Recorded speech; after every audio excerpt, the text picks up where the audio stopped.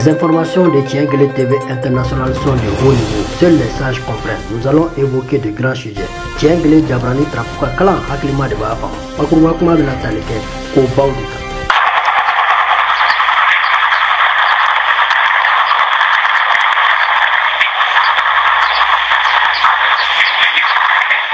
Le groupe terroriste JNIM annonce avoir pris le contrôle total de 2 emprises militaires de l'armée malienne dans le village de Zantiguila à 73 km de Bamako ce jeudi 13 février. Sur les vues satellites, on semble distinguer les 2 positions militaires citées, elles se situent à 200 mètres l'une de l'autre. C'est le dernier poste de contrôle militaire avant Bamako. La junte n'a toujours pas communiqué sur ses revendications.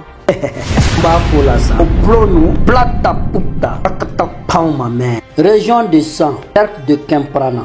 Avis et communiqué. Numéro 2025-001 bar P-C.Kemp. Diffusé en français puis en bambara. Dans le cadre de la recrudescence de l'insécurité, le préfet du cercle de Kemprana informe la population du dit cercle de l'instauration d'un couvre-feu à compter du lundi 10 février 2025 de 23h à 6h du matin jusqu'à nouvel ordre à la ville de Kemprana et environ. C'est ça qu'on appelle Zipulani. Direct, Bozo Haza qui ne prévient pas. Pour cela, il a été décidé de ce qui suit de 18h à 7h du matin. L'arrêt des véhicules de transport. 22h à 7h du matin. L'arrêt des véhicules personnels. Tricycles et engins à 2 roues. Donc le travail commence à 8h alors. Continuons pour en savoir la suite de ce message Bozo Haza. De 23h à 6h du matin. Couvre-feu total. Au plano. Par conséquent, les éléments du détachement Fama de Kemprana sont chargés de l'application correcte de la présente disposition. Toute personne qui ne respecte pas cette disposition exposera à des sanctions en vigueur. Enfin, le préfet du cercle de Kemprana s'est compté sur la bonne compréhension de tous. Kemprana le 8 février 2025, signé par le préfet Abdoulaye Tangara, membre du corps préfectoral. Le message s'appelle Plata Puta Oplono. Et Wuzuaza Bataki Tiado no Bora Kemprana, préfecture, la préfet Odungana. Ya Bataki Mieni, et Kata. Gajaba Gojo matin zonglo la o chia fora seben gafekan evle kalo kle tan san ba flan moganduru enendo kata su gajaba gojo demnekma anzrakan 23h tabla matin zonglo anzrakan 6h du matin poni chia wara bora ni kofe fora ko dam ma kuloka an beka je ko lame ulada sumaneli anzrakan no e 18h tabla matin zonglo anzrakan 7h du matin dogojo moblu kajo Sous Gajaba Gojo, Damna Kumani, Nazrakan 22h, Tabla matin zonglo la Nazrakan 7h. Sokono moblu beka jo, ni katakatanu, ta moto sen flatigu ere fraka.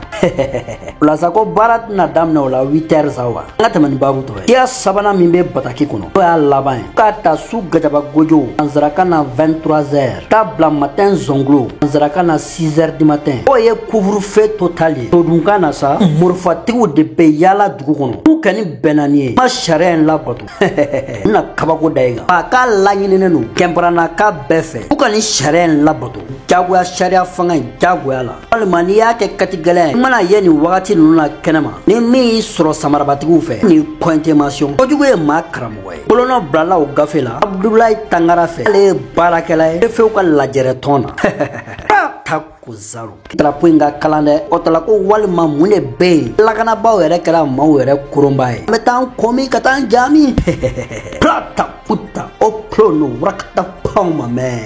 Un message Huzu Asa venant de la DIRPA colonel Suleiman Dambélé concernant la zone de Tessalites. L'armée malienne, c'est-à-dire les femmes, ont eu à intercepter un drone terroriste dans la zone aéroportière. Une surveillance malveillante centralisée. Vigilance aux femmes. On peut déjouer cette tentative d'espionnage en plein jour. L'état-major général des armées par le VIEF de la direction de l'information et des relations publiques des armées, DIRPA, qui félicite, salue la réactivité et le professionnalisme des soldats impliqués dans cette opération. Zaruke. E Wuzu Haza Bataki do no bora Lomani Dambele. Asoloken. Dirpa Nyama. Ale debe Bataki di a fama o kastrafe. Kouye droni molo balido intercepté. Oye ko mine. O lajigi ka bok sankabala. Te saliti marala. Wakuba fo fama we. Kuni che u ka chesiri la. Abla panguru daga min kun. Bagabagale no. Droni nyama jo bali nfe. Sira ka dansiri akola. Nenga frusi ga lajigi ngani. Kube fama o befu.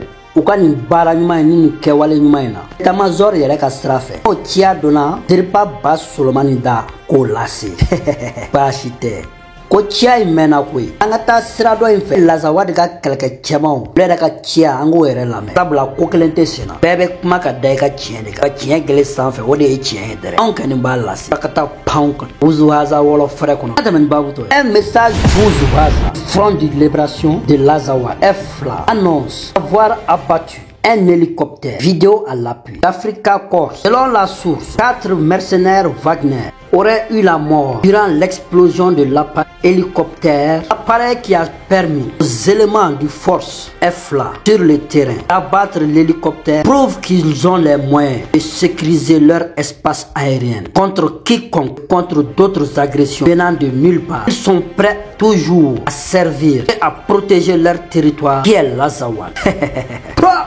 Kuzaru plata puta o plono ne Wuzu Haza Bataki chadwe no bora Azawad keleke jekulu yorola de frifrinin pankuru no ye hélicoptère ye anzrakana Africa Corps mao mercenaire Wagner ye frifrinin pankuru esalite marala u ya bunte ninga lajigi ga bosangol la kene kan benyana ninga ira alika la fama la Bamako faba ko marama fen bulubulu wa yere ko se ku ka la territoire Azawad ka dugukolo fan bɛɛ lakana sabati o bɛɛ sanfɛ o funu bɔ nɛrɛ bɔ wa u ye firifirinin pankuru in jigin maramafɛn min ye dɔw bɛna to kunpan na pankuru bin na sa mercenaire ka kɛlɛkɛcɛden gangalen 4 de fatura u yɛrɛ ka fɔ la wa k'o kelen nun ko ba Maliba n'a ka mercenaire mana bɔ fan o fan u bɛna olu kɔrɔbɔ Azawad ka la territoire sanfɛ u b'u dasi k'u bunte tila k'u sanpa k'a yiru la ko sunbala ba ye nɛrɛ ɲaamɛ nɔnɔ tɔgɔ ye gasi Kuzaru pata puta au plono. Un message Wuzu Haza Katiba Burkina montre le matériel qu'ils ont eu de l'attaque de Dédougou Burkina Faso, disant à Ibrahim Traoré s'il est un vrai capitaine, un homme de terrain, un homme père zéro qui n'a qu'à venir sur le terrain, de s'asseoir, couper l'argent du contribuable burkinabé, les réseaux, en disant tu prends 1000 francs de crédit, tu te coupes 100 francs, argent mendiant. Mais c'est bien fait pour les Burkinabés qui ont eu à lui donner un mandat furtif de 5 ans pour pouvoir réaliser dans la mesure la sagesse Wuzu Haza, se méfier de l'eau qui dort, car une eau boueuse donne toujours des visions aveugles. Seuls les sages dotés de sagesse peuvent comprendre ce message Wuzu Haza. Zipulani, Oplono, peuple du Faso, la rayure de la pentade se trouve sur ses poils. Mais la rayure de l'homme, elle est interne.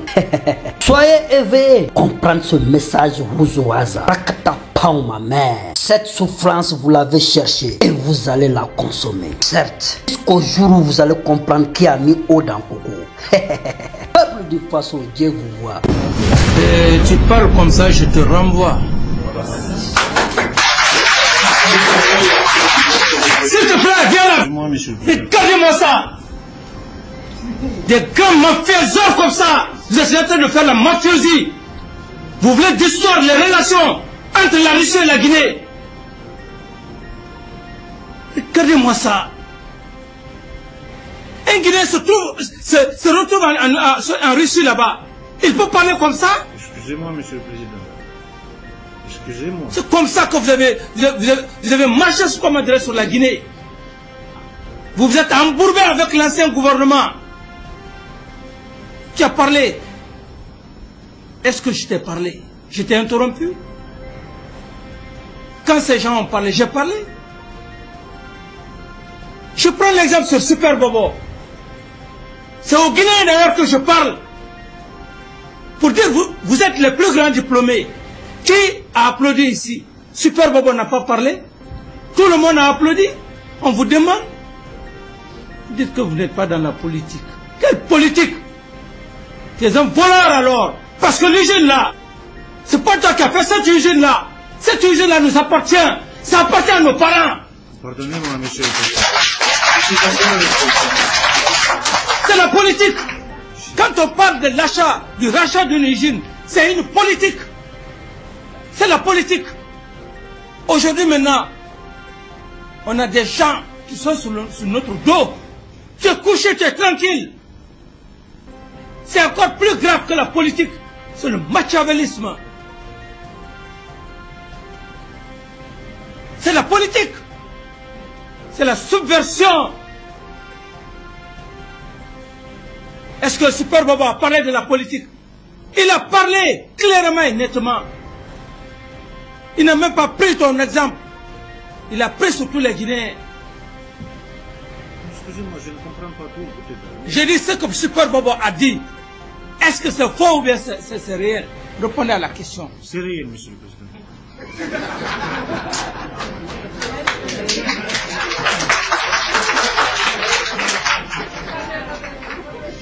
Vous savez, il faut qu'on soit honnête. Il y a un des syndicats qui a parlé. C'est la France qui a colonisé la Guinée. Mais même le Français, les Français qui nous ont colonisés, à l'usine là-bas, les Français nous ont aidés. À l'OTAN. Et c'est pour cette raison, je dis ta situation risque de disloquer les relations à cause de cette usine, à cause de ton attitude. L'Afrique doit arrêter de croire que Poutine est plus stylé. Ces mots viennent de Youssoufa et ils sont plus vrais que jamais. Pourquoi certains Africains voient-ils la Russie comme une alternative crédible? Besoin de voir l'Afrique jamais résignée. Qu'elle arrête de croire que Poutine est plus stylé. Russie et France, c'est toujours les mêmes blancs. Ils choisiront leur camp quand ils seront réconciliés. C'est ce que Youssoufa disait dans sa chanson Prose Combat. Ces paroles, lourdes de sens, sonnent comme une alerte face à un piège dans lequel de nombreux jeunes Africains tombent aujourd'hui. La manipulation géopolitique et le mythe du nouveau sauveur. Pendant des décennies, la France a dominé l'Afrique avec son influence politique et économique. Mais aujourd'hui, certains pensent que la Russie est une meilleure option. Sauf qu'en réalité, la Russie ne vient pas sauver l'Afrique, elle vient se servir comme la France. Elle installe ses mercenaires en échange de nos ressources naturelles. Elle envoie des jeunes Africains se battre en Ukraine sous de fausses promesses. Elle remplace progressivement la France, mais garde la même logique d'exploitation. Croire que la Russie est une alternative bienveillante, c'est remplacer un maître par un autre. Pendant que les Africains se battent pour ces puissances étrangères, elles finissent toujours par se réconcilier sans nous inclure dans l'équation. C'est ce que le rappeur Youssoufa essaie de nous dire. L'Afrique doit se réveiller. Ni la France, ni la Russie ne viendront nous sauver. C'est à nous de bâtir notre propre puissance. Vous pouvez dire le chiffre? Donc arrêtons ça. Moi je ne suis pas dans l'invective. Je n'ai pas de raison de patriotisme à recevoir de qui que ce soit. Personne n'aime le Mali plus que nous. Quand je vous ai dit j'ai commencé à 17 ans, c'est de militer. C'est pas d'être dans le gouvernement. J'ai été 6 mois ministre et 1 mois. Les autres là, qui sont en train de dire tout aujourd'hui, ils ont été de tous les gouvernements. Pendant 30 ans, c'est ce qu'on vous dit. Aujourd'hui, ils veulent nous parler de refondation du Mali nouveau. Non, arrêtons là. Vous dites que vous avez réfléchi sur l'organe unique pendant que nous, on faisait quoi? Dans la rue? Je vous prends au mot, hein. Vous avez réfléchi dans la rue sur l'organe unique? Moi, j'ai pratiqué l'organe unique en 97. Et c'est parce que vous avez voulu en 97 cet organe unique que vous l'avez imposé que ça fait tous les problèmes. Mais nous, on est bénis. Il n'y a pas eu de coup d'État en 97. Et cette fois-ci, vous avez réussi à faire un coup d'État. Et vous allez faire échouer la transition avec l'organe unique. Le but, c'était ça, de vous installer 5 ans, 4 ans. Mais quand vous êtes venu au départ, là, le 24 mai, qu'est-ce que vous avez dit? On va faire les élections le 27 février. Il n'y aura pas un jour de plus. C'est pas vous? Quels sont les techniciens qui vous conseillaient? Ah bon? Ah ouais, c'est facile ça, justement, le peuple. Ah, je ne veux vraiment pas être désagréable avec vous, M. Maïga, sinon j'ai la réponse. Bon, mais je ne veux pas être désagréable avec vous. Donc, le peuple, vous n'en avez pas le monopole. Vous n'en avez pas le monopole. Vous n'êtes pas plus malien que nous. Jeune homme, vous êtes un peu, vous dites que vous êtes humble, mais je vous trouve un peu trop prétentieux. J'ai eu votre âge. Je vous l'ai dit, moi j'ai commencé à 17-18 ans à distribuer des tracts dans le froid, sous la neige, pour le Mali. Je n'ai pas de leçon à recevoir de qui que ce soit. Encore une fois, demain là, c'est pas par des discours comme ça que vous allez construire le Mali de demain. C'est de dialoguer, c'est de se respecter. C'est de se dire la vérité. Ces colonels-là, vous êtes en train de les amener tout droit dans le trou. Tout droit. Moi, je vous dis, hein, vous ne pouvez pas les aimer plus que nous. Parce qu'encore une fois, nous les avons vus sur le terrain des opérations. On a vu les soldats qui sont morts. On ne peut pas ignorer ça. Arrêtez de penser que vous les aimez plus que les uns et les autres. On a vu ça. La France, vous dites c'est notre ennemi? Ben, vous avez vu la vidéo qui circule depuis 2 jours là. Votre chef du gouvernement, qu'est-ce qu'il a dit? Il a dit quoi? Que ceux qui parlent de la France comme notre ennemi, c'est pour cacher l'incompétence des dirigeants. C'est pas ce qu'il a dit? Qu'il ne parle pas, il ne parle que des mauvaises choses que la France a faites, mais il ne parle pas des bonnes choses, que lui il a dit ça dans son livre. Alors, et encore aujourd'hui, vous osez lui dire que c'est la France notre ennemi? Mais évidemment, c'est trop facile. Et le peuple n'est pas comme ça. Malheureusement, le peuple n'est pas comme ça. D'accord, les 5 minutes. Et je termine simplement à vous dire, on a une chance aujourd'hui. S'il vous plaît, ne la gâchez pas. Encore une fois, on le dit, c'est pour vous les jeunes. Arrêtez de vous invectiver. Arrêtez d'insulter les anciens. Arrêtez de penser que vous avez fait des études supérieures plus que tout le monde. Arrêtez de croire que vous êtes les plus intelligents. Les jeunes Maliens qui sont dans la rue, qui n'ont fait que des études moyennes, c'est des Maliens comme vous. Si vous avez eu la chance d'étudier, proposez autre chose au Mali. Pas des injures, pas des invectives. C'est pas ça qui va construire le pays. C'est pas nous opposant les uns aux autres pour dire la France c'est l'ennemi, ceux qui parlent de la France. Arrêtez de parler français.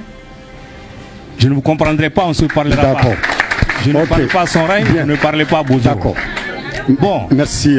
Si on veut faire, faisons comme Paul Kagame, arrêtons, changeons de langue, renvoyons tout le monde, assumons. Alors, d'accord. C'est pas ça la solution. La solution c'est le dialogue. Dialoguons, donnons-nous la main, nous sommes tous des Maliens. Merci beaucoup. Les chiffres sur l'organisation de mercenaires russes sont très incertains compte tenu de la nature opaque de ses activités, mais les revenus engrangés par Wagner ces 10 dernières années sont compris entre plusieurs centaines de millions et quelques milliards de dollars selon différentes sources. L'on arrive cependant à établir le carnet de commandes de l'entreprise de manière plus ou moins exhaustive.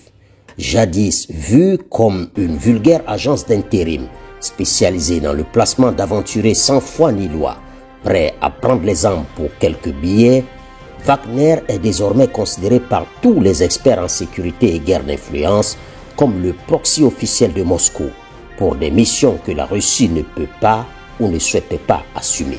De l'Ukraine au Sahel, en passant par la Syrie, la Libye, le Soudan et la République centrafricaine, le carnet de commandes de Wagner est tout aussi diversifié et hétéroclite que le serait celui d'un tueur à gages.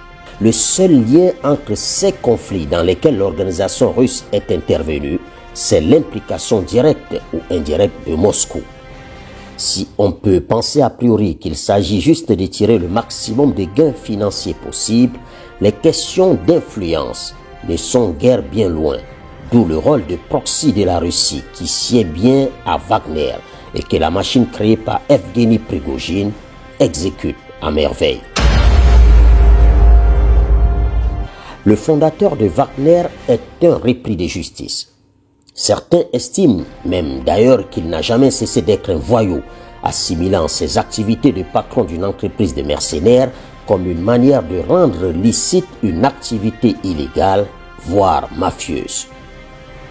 En 1981, alors qu'il n'a que 21 ans, Evgeny Prigojine est un délinquant notoire, bien connu des services de police de sa ville natale de Saint-Pétersbourg, qui a également vu naître le président Poutine. Il effectue plusieurs séjours en prison pour divers délits, vol à main armée, escroquerie, racket, etc. Dans le microcosme du grand banditisme de la ville de Saint-Pétersbourg, il s'est dit alors qu'il vaut mieux ne pas croiser le chemin de Prigojine. D'une carrure imposante, avec une gueule de tueur dans les films de gangsters, le jeune Evgueni sert en effet de gros bras aux barons de la mafia locale pour lesquels il exécute des sales besognes. 1990, Evgueni Prigojine est libre. Il vient de passer 10 ans derrière les barreaux. Il a profité de son incarcération pour s'initier à la cuisine, parmi les métiers auxquels sont formés les pensionnaires dans l'univers carcéral en vue de préparer leur éventuelle réinsertion. Et le délinquant révèle un vrai talent dans ce domaine. Sorti de prison, il ouvre son premier restaurant, le New Island, qui devient très vite une des tables les plus courues de Saint-Pétersbourg. Travailleur et inventif, il semble avoir trouvé sa voie. La réputation du restaurant des Prigojine est telle que Vladimir Poutine est un des clients réguliers de l'établissement. Lorsque l'ex-agent du KGB arrive au pouvoir en 1999, c'est donc tout naturellement qu'il ouvre les portes du Kremlin à Prigojine. Il y est souvent invité à exercer ses talents culinaires lors de certaines occasions, d'où son surnom de cuisinier de Poutine, même s'il n'a jamais servi comme chef titulaire dans les cuisines du palais présidentiel. Evgueni Prigojine profite de sa proximité avec le nouvel homme fort du pays pour s'ouvrir de nouveaux marchés. Il s'est fait attribuer le juteux contrat de la gestion des cantines au sein des casernes, puis des catering au profit des unités en opération. L'homme tire un double profit de son contact avec ce nouvel environnement. Il apprend à connaître l'armée et à y tisser des liens avec des officiers qui vont plus tard créer avec lui Wagner en 2014. Ses marchés dans l'armée lui rapportent surtout beaucoup d'argent. L'ex-voyou devient riche et même très riche.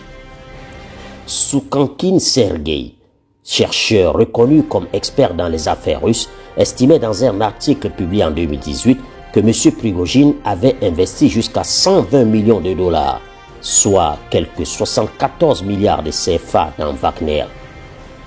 Les médias et la guerre de l'information sont les premiers volets de l'influence russe. Les États africains, souvent critiqués par les Occidentaux et certaines institutions internationales, sont à la recherche d'une forme de considération.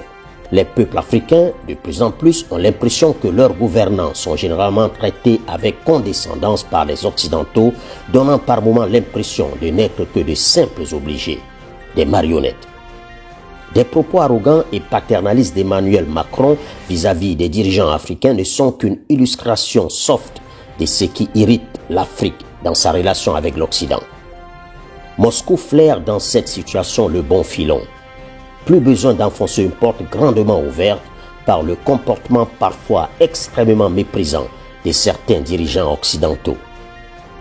On a bien remarqué depuis au moins une décennie un déferlement sur la toile de messages anti-français et plus généralement anti-occidentaux vers l'Afrique.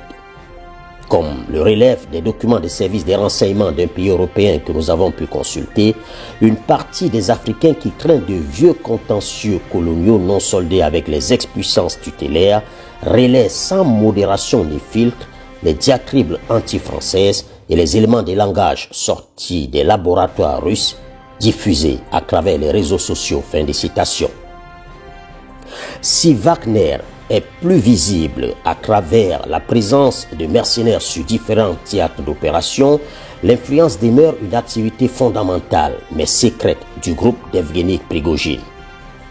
Une fois qu'on a injecté des fausses informations dans la conscience collective des populations cibles, l'on s'emploie à faire tout pour qu'elles y restent très longtemps, voire ad vitam aeternam. Ce segment des activités du groupe est exercé par Patriot, filiale de Concord Management Consulting, la maison mère. Patriot agit à travers deux agences, l'Internet Research Agency, IRA, et RIAFAN.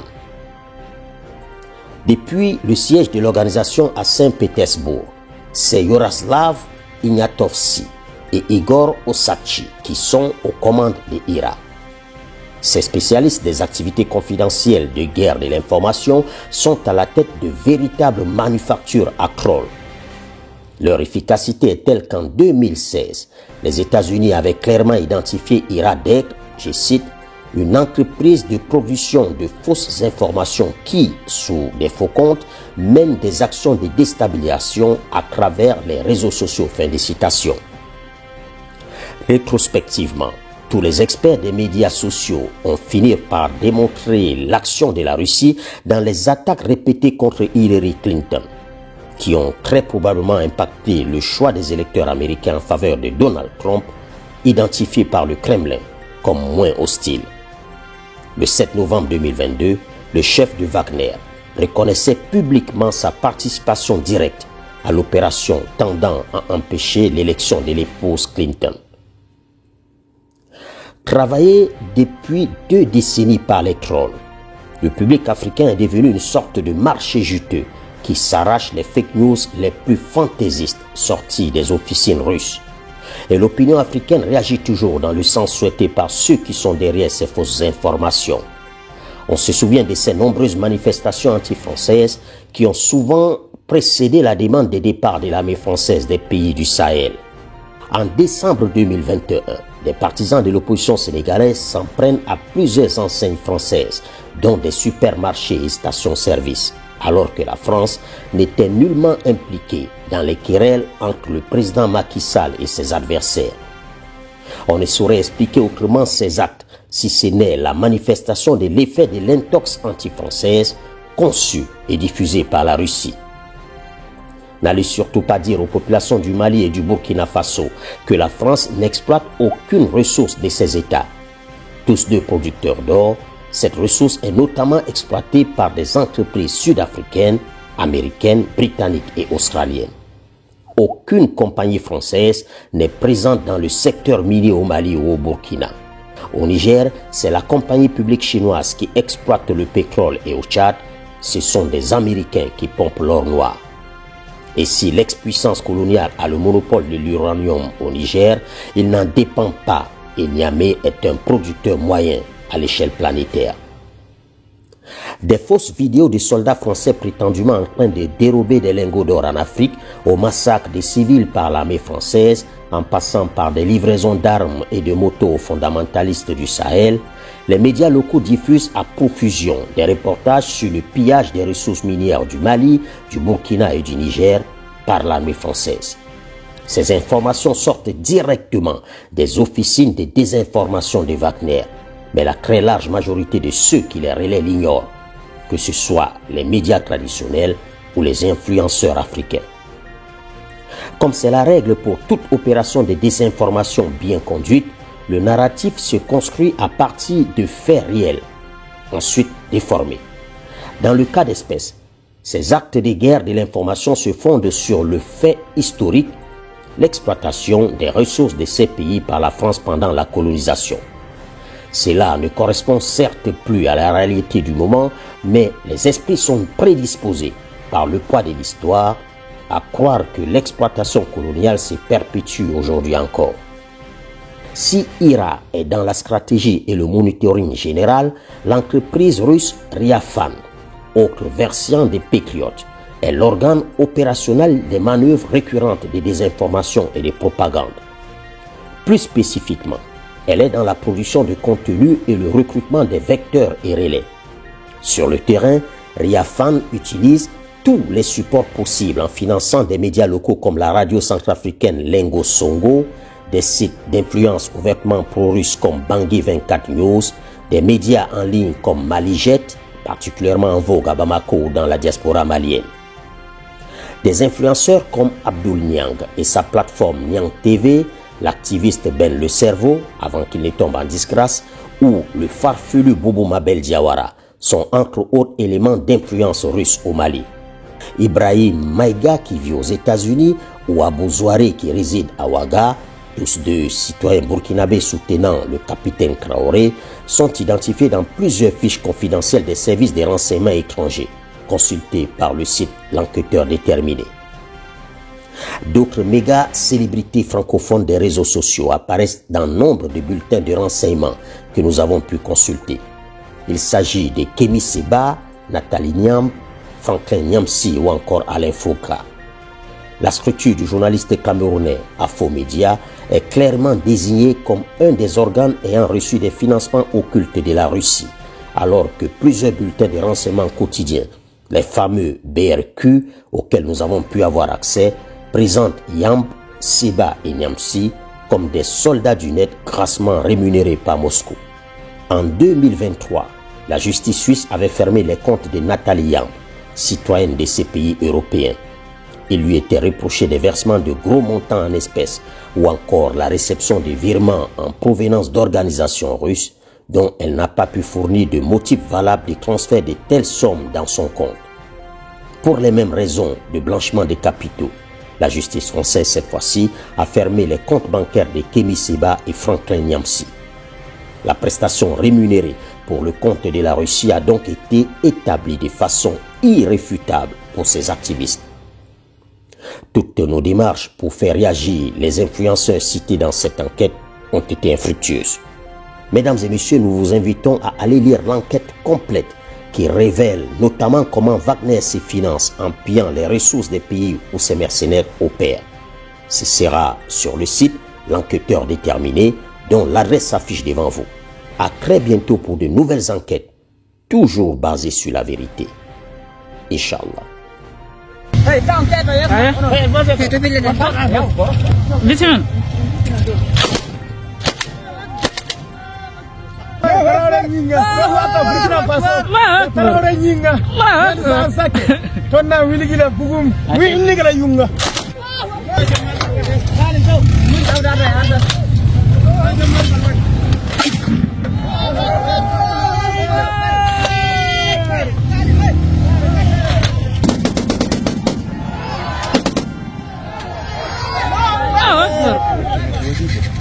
يلا سالم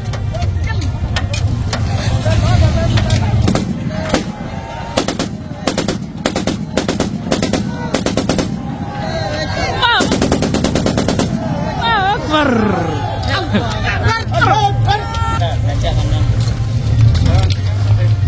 قلبي الحمد لله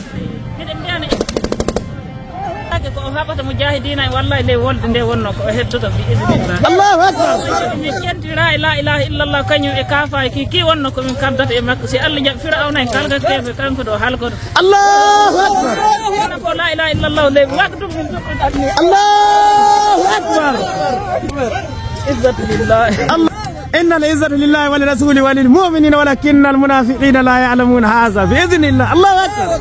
Diallo Ibrahim Bouzou Haza, journaliste sans frontières, je suis un messager d'éveil de conscience. Bouzou Haza kunafuni gila ka haklu daele ka tiɲɛ kan dɛrɛ.